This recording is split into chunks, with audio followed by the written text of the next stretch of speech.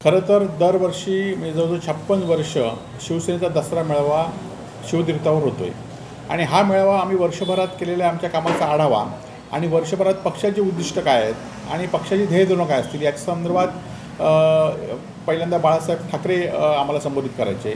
आता उद्धवजी ठाकरे गेले अनेक वर्ष संबोधित करत आहेत आणि ज्याप्रमाणे संबोधित करत आहेत त्याप्रमाणे ते वागत आहेत. खरं तर गेल्या वर्षी शिवतीर्थावर आम्हाला कोर्टाने मान्यता दिल्यानंतर शिंदे गटाने जो मेळावा केला त्या मेळाव्यानंतर ते कसे वागले. खरं तर आज त्यांना मोदी शहांचं ते गोडवे गात आहेत. त्यांचे जे प्रवक्ते आहेत दीपक केसरकर ते काय सांगत आहेत की आम्ही मोदी शहांना धरून आम्ही निवडणूक लढवणार आहोत आणि त्यामुळे त्यांच्या पक्षाची ध्येयधोरणंच नाही आहेत आणि त्यामुळे खरं तर त्यांनी दसरा मेळावा शिवतीर्थावर घेऊ नये.